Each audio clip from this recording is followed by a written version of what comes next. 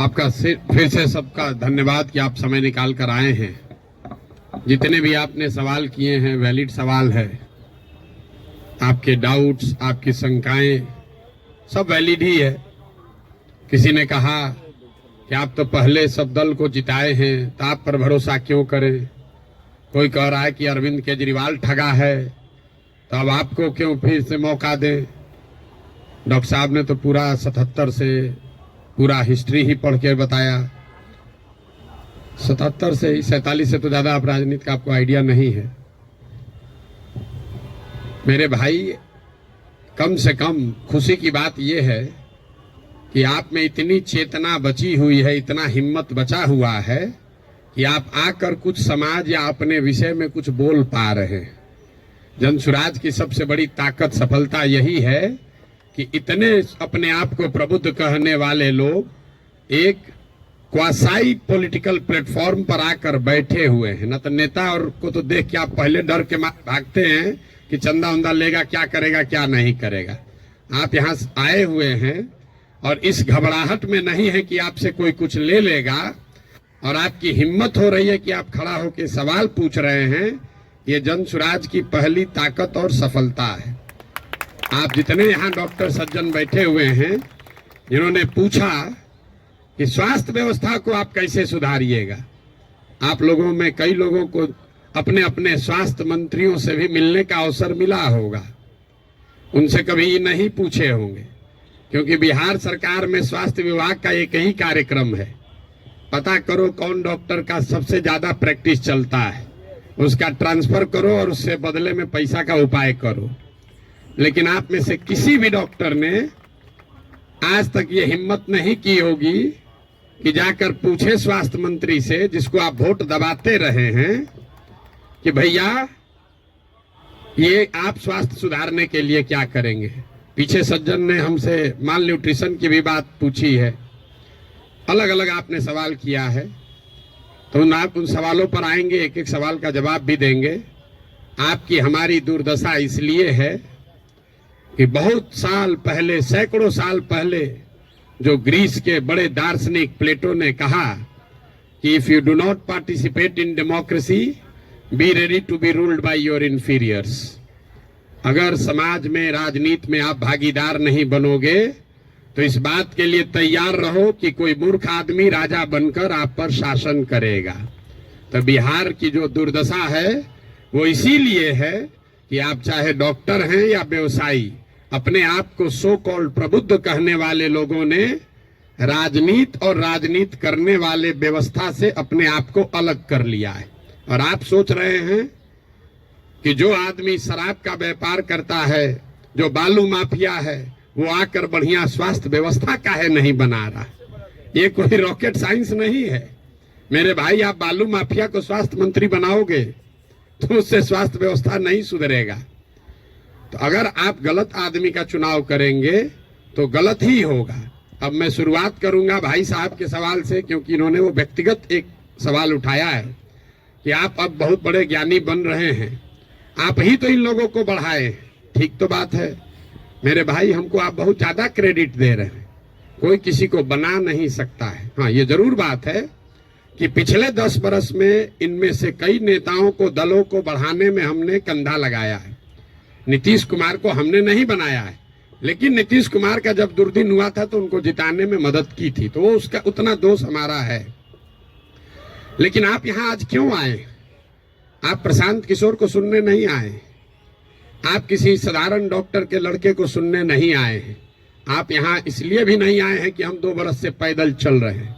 हम 20 बरस पैदल चलेंगे तो एक डॉक्टर अपना 1 मिनट समय नहीं छोड़ेगा। आप इसलिए आए हैं कि 10 बरस हमने वो काम किया है, समाज में लोगों को पता है कि ये आदमी अच्छा है, खराब है, इस आदमी को राजनीति का समझ है। अगर पैदल चल रहा है तो कुछ न कुछ सोचिए कि चल रहा होगा। ये अपने आप को बड़ा मत बनाइए, अपने आप को पेडेस्टल पर मत बैठाइए। हम जब पैदल चलते हैं, लोग दुकान में, दलान में बैठ के हंसता है, क्या ही चलने से कुछ होगा बिहार में। फिर भी हमारे पास आता है, इसलिए आता है कि उसको डर है कि ये प्रशांत किशोर चल रहा है। और वो डर इसलिए है कि 10 बरस हमने वो काम किया है जो आप कह रहे हैं। मैं इसका रेफरेंस क्यों दे रहा हूं? क्योंकि मैं किसी मुख्यमंत्री का लड़का नहीं हूं, मैं किसी प्रधानमंत्री का लड़का नहीं हूं, मैं एक साधारण डॉक्टर का लड़का हूं और मेरा काम ही मेरा पहचान है। वो काम किए हैं तब आज हमको सुनने आए हैं। हम आपको ज्ञान देंगे कि कैसे चुनाव होगा, आप सुनिएगा।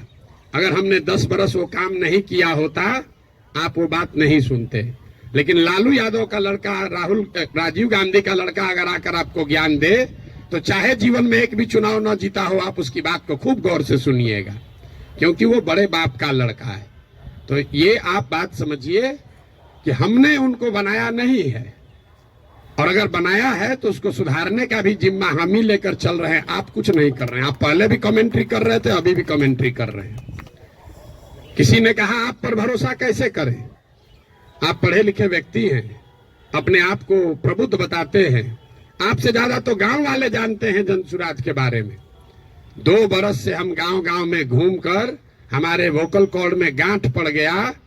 ये बताते बताते कभी जीवन में हमने किसी से वोट नहीं मांगा।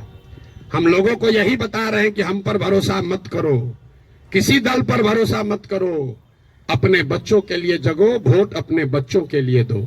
गांव वाले को बता रहे हैं, उसको समझ में आ रहा है, लेकिन यहाँ के आदमी को समझ में नहीं आएगा। और आप उससे बेहतर नहीं हैं। ये पढ़े लिखे लोगों को भ्रम है कि हम लोग बड़ा अच्छा है।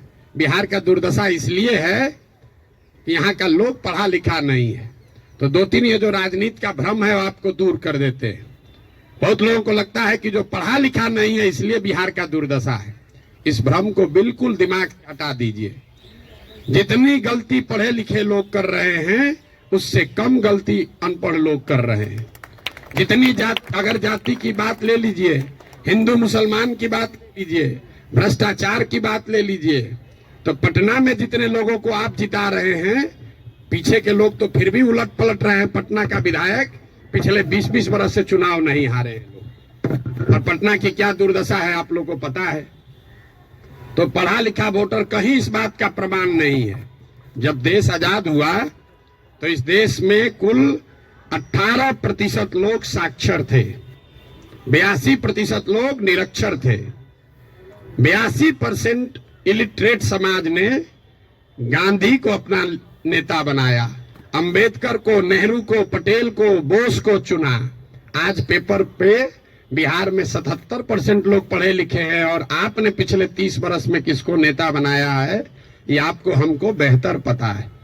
इस बात का प्रमाण नहीं है कि पढ़ाई लिखाई से आप अच्छा वोटर बन जाएंगे।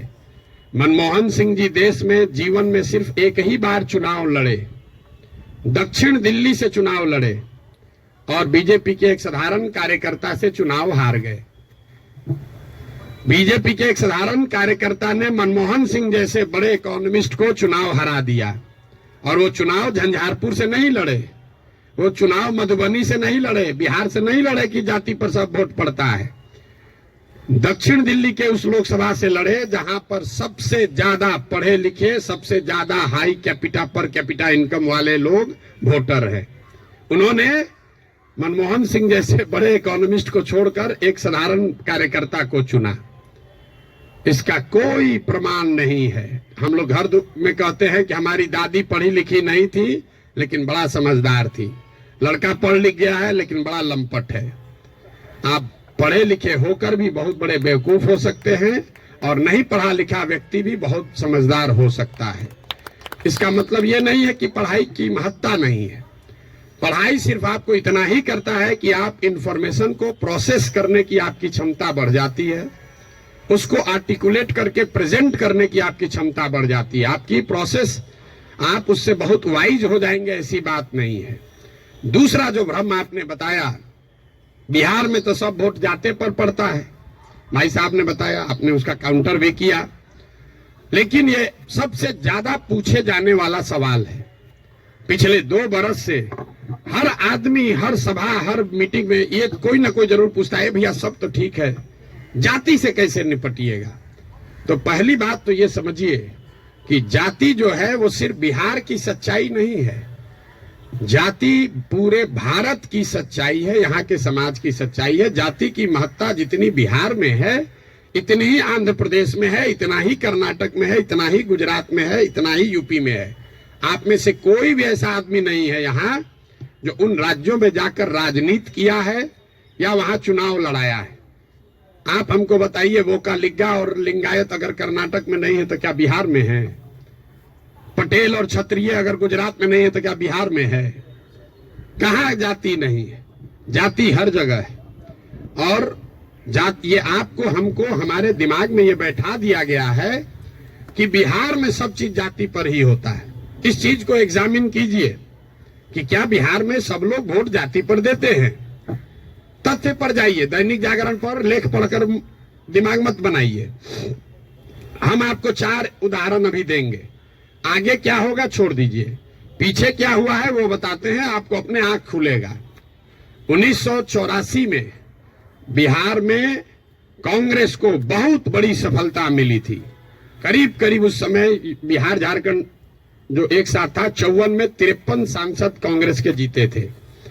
यहां बैठे जितने साथी हैं उनसे पूछूंगा उस समय कांग्रेस को कैसे वोट पड़ गया। राजीव गांधी के जाति के बहुत लोग तो नहीं रहते हैं बिहार में, तो आप बताएंगे कि वोट राजीव गांधी को नहीं पड़ा, वो तो इंदिरा गांधी की मृत्यु हुई। उस मृत्यु से जो सहानुभूति की लहर बनी उसमें जाति पाति छोड़कर सबने कांग्रेस को वोट दिया। सब लोग मुड़ी हिला रहा है, उसको लिख लीजिए। फिर पूछेंगे 1989 में इसी बिहार में क्या हुआ? बीपी सिंह जी के नेतृत्व में कैसे पूरा जनता दल बिहार जीत गया? आप में से ज्यादातर लोग बताएंगे कि जनता दल को वोट नहीं पड़ा, वोट उस समय पड़ा बोफोर्स के नाम पर। बहुत बड़ा एक माहौल बन गया था भ्रष्टाचार के खिलाफ। लोगों ने कहा राजा नहीं फकीर है, देश का तकदीर है। सब ने जाकर बीपी सिंह को वोट दिया। इसको भी नोट कर लीजिए। फिर आपसे पूछेंगे 2014 में क्या हुआ?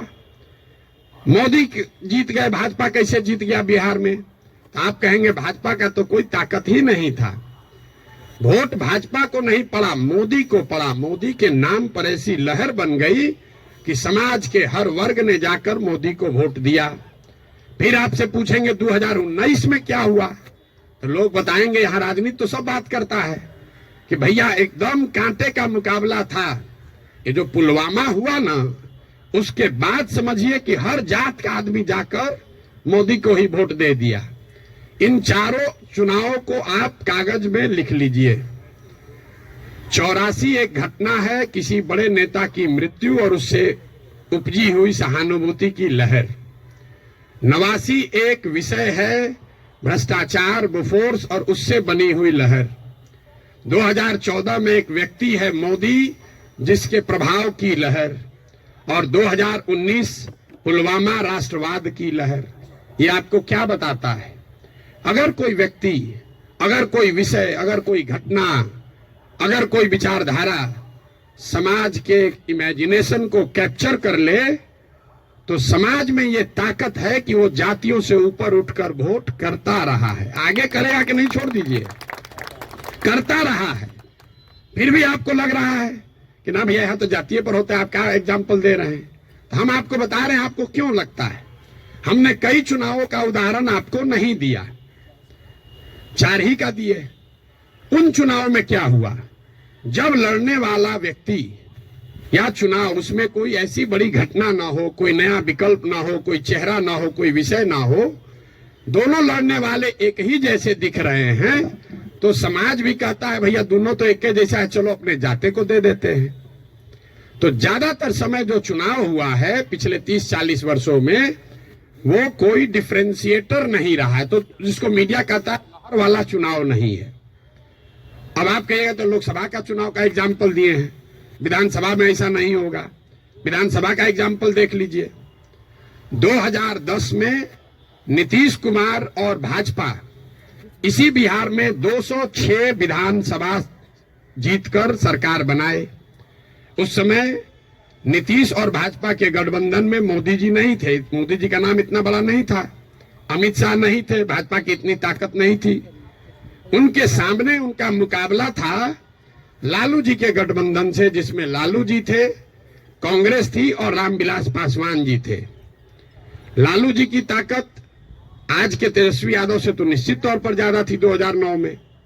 रामविलास जी की ताकत उनके लड़के से ज्यादा थी, और कांग्रेस भी उस समय 2009 में देश में सत्ता में थी। इसके बावजूद 2010 के चुनाव में एनडीए को, नीतीश और भाजपा को 206 सीट आया। वही गठबंधन जब वो 2020 में लड़े तो इस बार भाजपा के साथ मोदी भी हैं, अमित शाह भी हैं, देश में भाजपा की ताकत बढ़ी हुई है। दूसरे साइड एनडीए में अब लालू जी के जगह तेजस्वी जी आ गए थे। रामविलास जी का दल तो उस गठबंधन में था ही नहीं, और कांग्रेस की भी ताकत कमी हुई। लेकिन एनडीए गठबंधन को 125 सीट भी मिलने में दम निकल गया। क्यों? क्या एनडीए को वोट देने वाले सारे जाति के लोग बिहार छोड़कर चले गए? नहीं, ऐसा इसलिए हुआ कि 2005 से लेकर 2009 की जो पहली सरकार नीतीश की चली थी, समाज का हर वर्ग ये समझता था कि नहीं, इसमें कुछ न कुछ काम हुआ है। तो जातीय समीकरण भी था और काम भी था, तो 206 सीट आया।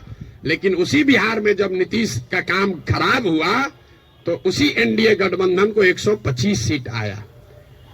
आपको लोकसभा का उदाहरण दिया, विधानसभा का उदाहरण दिया, अब आपको मुखिया का उदाहरण दे देते। पिछले बार मुखिया के चुनाव में बिहार में 80% मुखिया चुनाव हार गया है, 80%, और वार्ड सदस्य करीब करीब 95%। सब लोग अपने जाति से जीत कर आए थे। कैसे हार गए चुनाव? ये भ्रम मत पालिए कि जाति से ही सब होता है।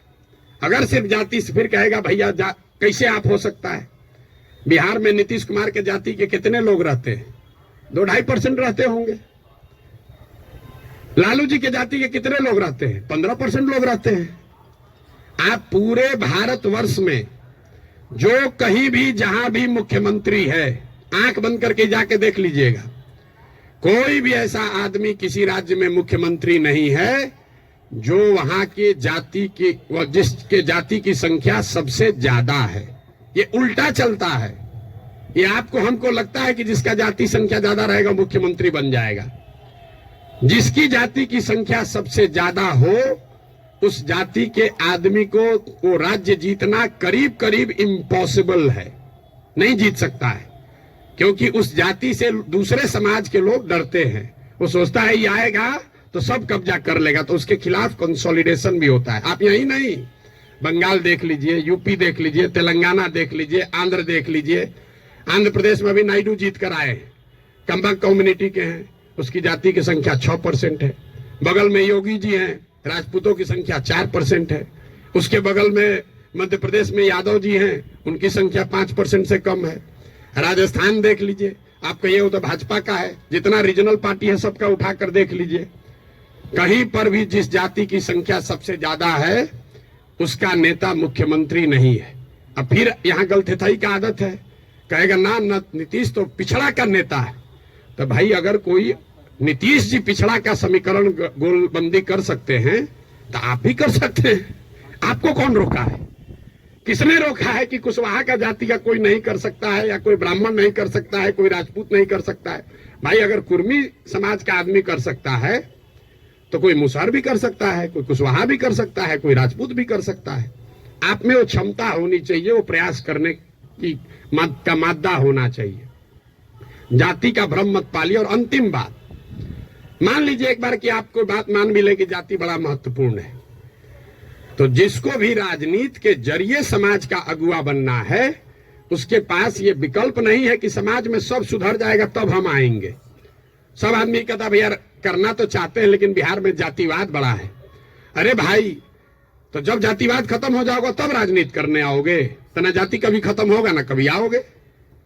और अगर खत्म हो ही जाए, अगर भ्रष्टाचार खत्म हो जाए, जातिवाद खत्म हो जाए, बाहुबल खत्म हो जाए, तो आपके हमारे आने की जरूरत क्या है? जो खत्म किया है उसी को आगे रहना चाहिए। आपकी हमारी जरूरत तभी तो है। राजनीतिक अगुवा जिसको बनना है उसको समाज की कमजोरी और उसकी ताकत के रहते हुए ही उसका अगुवाई करना है। आप उससे अलग नहीं हट सकते। किसी ने भ्रष्टाचार की बात कही, भ्रष्टाचार पर आपका क्या प्रोग्राम है? कोई प्रोग्राम नहीं। भ्रष्टाचार तब सुधरेगा जब आप और हम भ्रष्टाचार कम करेंगे। हम हर गांव में कहते हैं कि जिस गांव में हम 5000 गांव में पैदल गए, गांव में सबसे पहले हल्ला कौन करता है कि बड़ा भ्रष्टाचार है, मुखिया चोरी कर रहा है, नाली गली नहीं बना रहा है, राशन कार्ड में पैसा ले रहा है, इंदिरा आवास में 20,000 लग रहा है, दाखिल खारिज में 10-15 हजार रुपया लग रहा है। वही आदमी करता है जो 2 बरिस पहले मुखिया के चुनाव में 500 रुपया लेकर वोट दिया है। सबसे पहले जो डॉक्टर साहब 50,000 रुपया देके खुद ट्रांसफर कराए हैं, बुरा नहीं मानिएगा, हमारे बाबूजी भी प्रैक्टिशनर थे, कि हमारा प्रैक्टिस ना गड़बड़ाए, हेल्थ मंत्री हमसे पैसा लेके हमको पोस्टिंग कर दे, अब बाकी सबके लिए ईमानदार हो जाए। कैसे संभव है रे भाई, कैसे संभव है? आप सोच रहे हैं कि हम 50,000 रुपया दे के क्रीम पोस्टिंग करा लें, क्रीम पोस्टिंग खाली जाके हाजिरी बनाए, सिविल सर्जन को 5,000 रुपया दे, आप प्रैक्टिस करते रहे। स्वास्थ्य व्यवस्था को सुधारने के लिए बड़ा बड़ा लंबा लेक्चर दीजिएगा, ये कभी हो सकता है? नहीं हो सकता है। स्वास्थ्य व्यवस्था को लेकर जनसुराज की क्या सोच है? बिल्कुल ये सही सवाल है। सिर्फ स्वास्थ्य व्यवस्था को लेकर नहीं, 2 संकल्प जो जनसुराज में हम लोगों ने दिया है कि बिहार के हर पंचायत का, बिहार का नहीं, हर पंचायत का 8,500 पंचायतों का हम योजना बनवा रहे हैं, पैदल चल के खुद जाकर देखकर। और ये तय किया जा रहा है कि उस पंचायत में पढ़ाई की व्यवस्था कैसे होगी, 800 से 1,200 रोजगार के अवसर कैसे पैदा किए जाएंगे, और उस पंचायत में जिस तरह की भी खेती होती है उस खेती को खाने वाले खेती से कमाने वाला खेती कैसे बनाया जाएगा। ये 8,500 कार्यक्रम, 8,500 डॉक्यूमेंट जारी करेंगे। आप में से ज्यादातर लोगों को पढ़ने का भी समय नहीं होगा, लेकिन 8,500 पंचायतों का अलग अलग योजना बनाकर जारी करेंगे चुनाव से पहले। उसके साथ साथ बिहार के विकास के लिए जो 10 महत्वपूर्ण पहलू हैं, उसमें स्वास्थ्य भी इंक्लूडेड है, उस पर भी 10 साल का विजन डॉक्यूमेंट बनाकर आपको चुनाव से पहले जारी करेंगे। ये बताएंगे कि बिहार में स्वास्थ्य की व्यवस्था को कैसे सुधारा जाए। आप उसको पढ़िए, समझिए, कुछ योगदान देना है योगदान भी दीजिए, सुझाव भी दीजिए, और अगर ठीक लगे तो अच्छा तब अपनाइए, हमारे कहने पर मत जाइए। अब आप कहिएगा कि अभी काहे नहीं जारी किए हैं? अभी इसलिए नहीं जारी किए हैं कि अगर अभी हम वो योजना जारी कर दें तो वो मेरी सोच होगी, उसमें आपकी और बिहार के लोगों की सोच समाहित नहीं है। पहले गांव गांव जाकर देखकर ये समझ रहे हैं, लोगों से पूछ रहे हैं कि क्या करना पड़ेगा। ज्यादातर आदमी क्या नया क्या देख लीजिएगा इसमें, हम आपको बता रहे हैं नया क्या देख लेंगे। हम भी बिहार के सरकारी स्कूल में पढ़े हैं, हमने अपने बाबूजी के क्लिनिक में देखा है 100 रुपया के मोनोसेफ नहीं खरीद पाने के वजह से इनके फ्लाइटिस के पेशेंट हाथ जोड़ के कहते हैं भैया मर जाए, लेकिन अब हम कुछ नहीं कर सकते, घर में कुछ नहीं बचा है, 100 रुपया। तो हमको उसकी समझ है, लेकिन इसके बावजूद जब हम 2 बरस से चल रहे हैं पैदल, तो जो गरीबी, जो बदहाली, जो कष्ट मैंने जमीन पर देखा है, इसका मुझे कभी अंदाजा नहीं था। हम संयुक्त राष्ट्र संघ में पब्लिक हेल्थ में ही 10 बरस काम किए हैं, यहाँ राजनीति में से भी जुड़े रहे, लेकिन जितनी गरीबी बदहाली हम अपनी आंखों से देख रहे हैं, ये आंकड़ों से दिखने वाली गरीबी से कहीं ज्यादा है। आपने कुपोषण की बात कही, यहाँ सब डॉक्टर बैठे हुए हैं, आप में से ज्यादातर आदमी ऐसे होंगे जो शायद ही कोई 10 से ज्यादा हीमोग्लोबिन वाली महिला आपको देखते होंगे। यहाँ हम लोग जो एक स्टडी करा रहे हैं, देखते हैं, आप देखिएगा कल से ध्यान से, गांव में कहीं जाइए, 55-60 साल से ज्यादा उम्र की कोई महिला आपको सीधी खड़ी नहीं दिखेगी, सब बेंड हो गई है ऊपर से। तो न्यूट्रिशन, आप न्यूट्रिशन समझते अगर हैं, आप लोग तो डॉक्टर हैं, तो आपको पता है कि लंबे समय तक हीमोग्लोबिन के कमी की वजह से और ग्रोइंग एज में कैल्शियम नहीं मिलने की वजह से बोन का स्ट्रक्चर इतना कमजोर है कि समय से पहले वो बेंड होने लगता है। ये जब आप गांव में चलिएगा तो देखिएगा, 5 फीट 4 इंच से ज्यादा, 5 फीट 5 इंच से ज्यादा उम्र हाइट की कोई महिला आपको दिखने वाली नहीं है। आपने ठीक कहा, न्यूट्रिशन कोई वन शॉट सॉल्यूशन नहीं है, एंड इंटरजेनरेशनल प्रॉब्लम है। जिस मोदी जी के किताब पेपर की आप बात कर रहे हैं, एक आंकड़ा आपको दे रहा हूं, आज से 300 साल पहले यूरोप में लोगों की एवरेज हाइट भारत में लोगों के एवरेज हाइट से 1.4 इंच कम होती थी। अब यूरोप में 300 साल में on an average 1.6 inch Bharat से ज्यादा हो गई है। 300 वर्ष में करीब करीब 3 इंच लंबाई का असर पड़ गया है। और दुनिया भर में जो डेवलपमेंटल इकोनॉमिक्स पढ़ते हैं उनको मालूम है कि हाइट और लाइफ टर्म अर्निंग में डायरेक्ट कोरिलेशन है।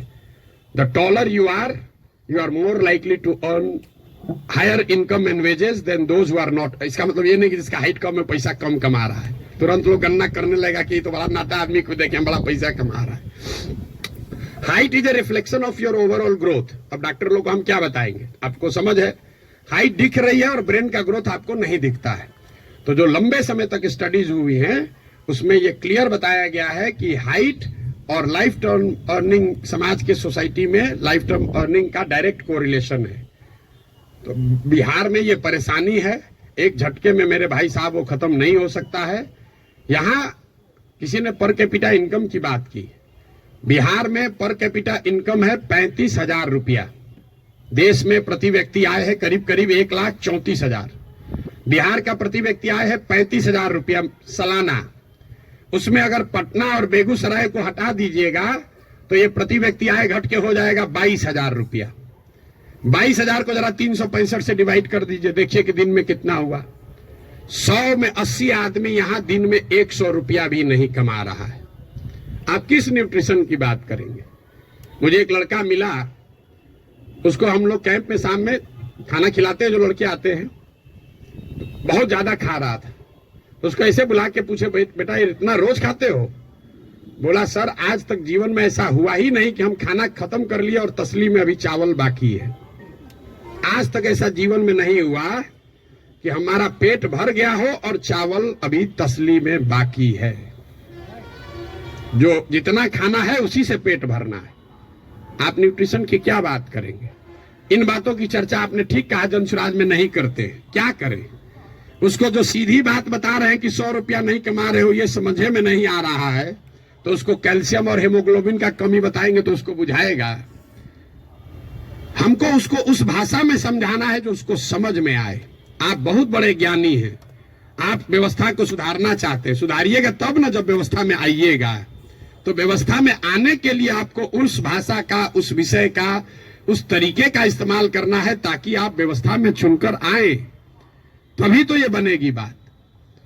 किसी ने कहा आम आदमी पार्टी की तुलना, आपको एक पैसे भी समझ नहीं है कि जनसुराज क्या है और आम आदमी पार्टी क्या है।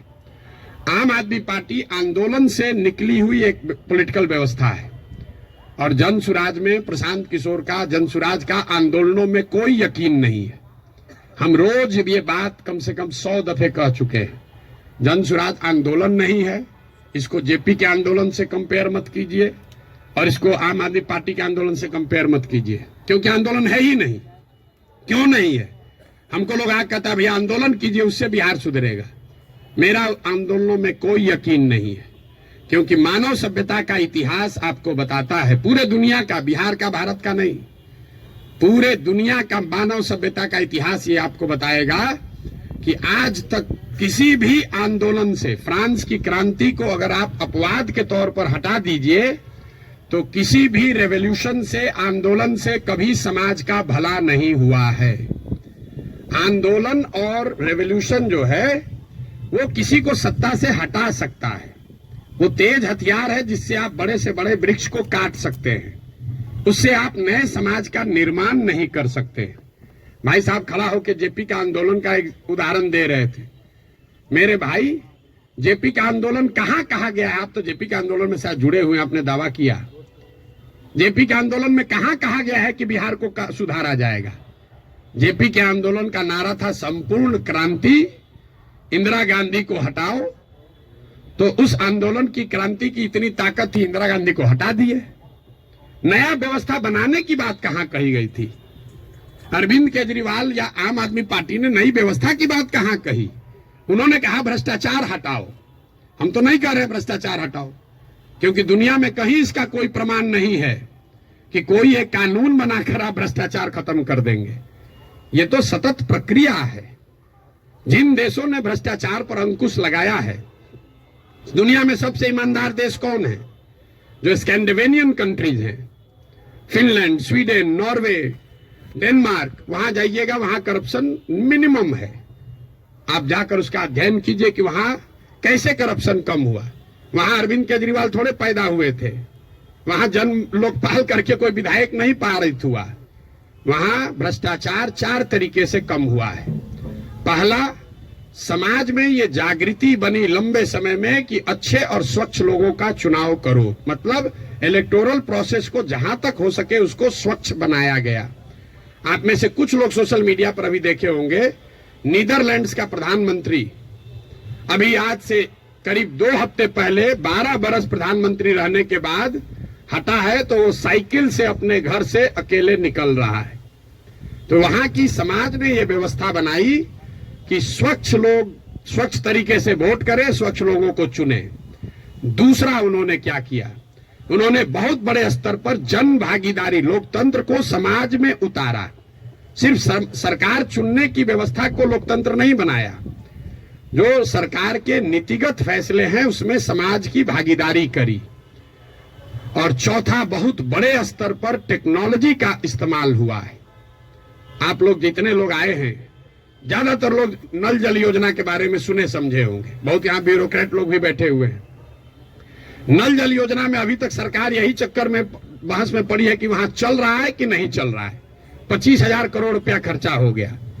उसी सरकार में स्मार्ट मीटर लगाकर लोगों को यह पता है कि बिजली कितना कंज्यूम हो रहा है, लेकिन नल जल में अगर स्मार्ट मीटर लगाया होता तो कम से कम इतना तो पता चलता कि वहां पानी चल रहा है कि नहीं चल रहा है। 25,000 करोड़ रुपया खर्चा कर दिया, लेकिन पानी को निकलने, मापने, उस पर बिल करने का कोई टेक्नोलॉजिकल सॉल्यूशन नहीं ढूंढा। तो ये 4 चीजें जो हैं उसको करके भ्रष्टाचार पर अंकुश लगाया जा सकता है। लोकतांत्रिक व्यवस्था को जहां तक हो सके उसको भ्रष्ट लोग और भ्रष्ट पैसे से बचाया जाए। दूसरा, जनता को नीतिगत मामलों में शामिल किया जाए। तीसरा, उनको भागीदार बनाया जाए, सरकारी सत्ता और संसाधन का विकेंद्रीकरण हो।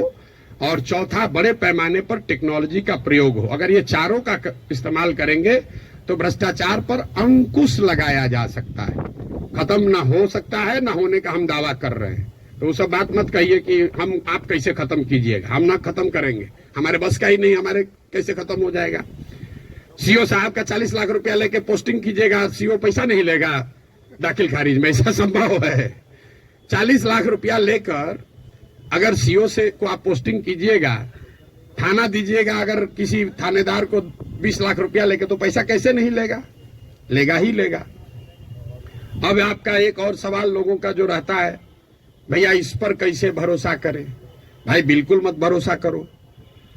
जो पहले से आपको ठग रहा है, आप लोग डॉक्टर हैं, जो दवा पहले से फेल है उसको इस्तेमाल करना चाहते हो, लेकिन ट्रायल मेडिसिन कैसे, ट्रायल मेडिसिन का ट्रायल कैसे होता है? आपको मालूम है कि इसकी 100% गारंटी नहीं है, लेकिन फिर भी कहते हैं अच्छा पेशेंट मर रहा है, उसका कंसेंट लेकर आप ट्रायल मेडिसिन देते हैं कि 20% भी चांस अगर कहीं लग गया तो ठीक हो जाएगा। आप जनसुराज को वही ट्रायल मेडिसिन ही समझ लीजिए। पहले वाला तो पहले से एक्सपायर है। बताइए यहाँ के लोगों के बुद्धिमत्ता का जरा आलम देखिए। जो पहले से एक्सपायर मेडिसिन है उसको देने के लिए तैयार है, लेकिन ट्रायल मेडिसिन में शायद संभावना है 10% ठीक हो जाए, हम 10% कह रहे हैं, तो उस पर आप दाव नहीं लगाना चाहते। पहले से एक्सपायर मेडिसिन को कह रहे इसी को दो। भाई किसको कंपेयर कर रहे हैं आप? अगर 2 यहां नई व्यवस्था बन रही हो तो जरूर आपका वैलिड सवाल है कि भाई आम आदमी पार्टी को दे कि जनसुराज को दे। लेकिन जब पहले से तीनों एक्सपायरी मेडिसिन है, उसके सामने कुछ भी नया हो रहा है, तो आपको तो कहना चाहिए नहीं, चलो एक बार ट्राई करके तो देखते हैं। यहाँ तो 30 वर्ष से खत्म ही हो रहा है। मेरा आपसे इतना ही अनुरोध है, आग्रह है। आपने ड्राइंग रूम में रहकर बहुत बात कर ली, अपने चैम्बर में रहकर बहुत बात कर लिया, आप समाज की चिंता करने वाले लोग हैं, लेकिन इसी अव्यवस्थित समाज से आपने अपने और अपने परिवार के लिए कुछ कर लिया है। अब ये समय है कि थोड़ा ही सही कुछ न कुछ अपने इस मिट्टी के लिए, अपने समाज के लिए वापस कीजिए। प्रशांत किशोर पर भरोसा मत कीजिए। हम करें, आप करें, हमारे बच्चे करें, आज हो या 20 वर्ष के बाद हो, करना तो किसी न किसी बिहार के आदमी को ही पड़ेगा। ये बात आप गांठ बांध लीजिए। कोई तमिलनाडु से आकर बिहार की व्यवस्था सुधारने वाला नहीं है। और डॉक्टरों का और बुद्धिजीवियों के लिए अंतिम बात, आपका सबसे बड़ा स्टेक है। कई बार पैसे वाले बुद्धिजीवियों को लगता है हम तो बचे हुए हैं, इससे हमारा लड़का तो बंगलोर सेटल हो गया। मेरे भाई, आपका दुर्दशा सबसे ज्यादा है। जो गरीब है उसका बच्चा तो फिर भी छठ उठ में आ जा रहा है, ट्रेन में धक्का खा के भी। आपका बच्चा कहता है ना, कहां जाएंगे छठ में, वहां ठीक नहीं लगता है। जो गरीब है वो बूढ़ा होगा, वापस अपने घर में आएगा, क्योंकि उसको बॉम्बे बेंगलोर रहने का साधन नहीं है। लेकिन आपके बच्चे, जिसके लिए आप अभी 18 घंटा काम कर रहे हैं, जैसे हमारे बाबूजी किए, आपके बच्चे बिहार वापस लौट कर आने वाले नहीं है। अगर जहाज डूबेगा तो उसमें बैठा हुआ हर व्यक्ति डूबेगा। हमारे बाबूजी भी 12 घंटा, कभी संडे को भी छुट्टी नहीं लिए, रात दिन लगे रहे, घर बना रहे हैं। हमारा बेटा रहेगा यहाँ, हमारा पतोह रहेगा यहाँ, हमारा लिविंग रूम रहेगा। आज ही कोई आदमी आया था, भैया 4 बरस से आप घर नहीं गए, वहां बक्सर में मेरा घर है, सासाराम में भी घर है, 4 बरस से वहां कोई दिया बत्ती जलाने वाला भी नहीं है। और हम तो 4 बरस से छोड़े, हमारा लड़का अगले 40 बरस नहीं आएगा, चाहे हम में जितना। ये देखिए, जिसका घर है, इनके बच्चे यहाँ नहीं है। इतना बड़ा बनाए हैं पटना में, इससे बड़ी प्रॉपर्टी पटना में नहीं होगी प्राइवेट। इनके बच्चे भी यहाँ नहीं है। अगर बिहार में वो व्यवस्था होती तो इस घर को बनाने वाले लोग भी यहाँ रहते। इस घर का ये बहुत बड़ा एग्जाम्पल है। अब देखिए इसकी दशा, जब इनके बच्चे यहाँ आकर नहीं रह रहे हैं, तो आप जो अपना मेहनत कर रहे हैं बेगूसराय में, मुजफ्फरपुर में, औराई में, कटिहार में, मेरे भाई कुछ नहीं बचेगा। इसलिए आपकी हमारी जिम्मेवारी है कि समाज को बनाइए, खड़ा कीजिए। अगर वहां अच्छा स्कूल खुल गया है तो आपका बच्चा आपके साथ रह के पढ़ रहा है। अगर यहाँ अच्छी व्यवस्था हो जाएगी तो शायद आपका बच्चा आपके साथ नौकरी करते हुए बिहार में रहेगा, वरना जड़ ही खत्म हो जाएगा।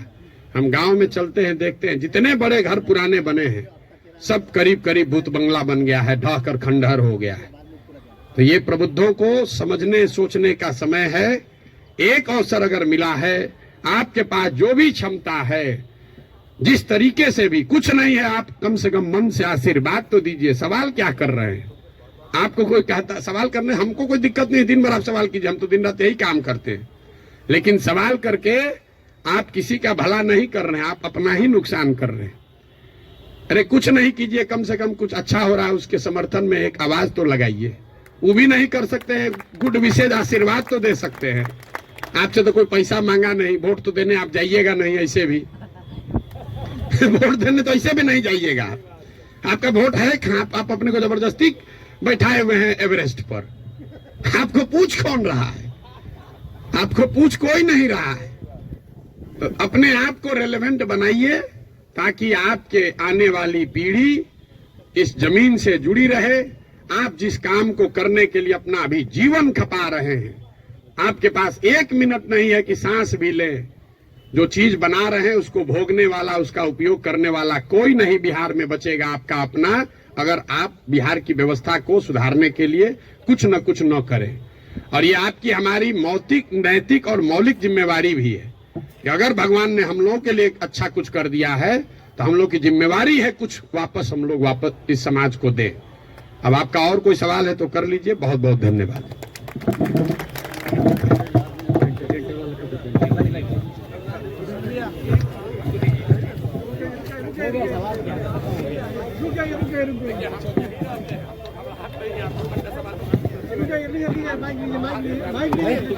भाई ये रवि रंजन जी क्या बोल रहे हैं भाई? खत्म करना है कि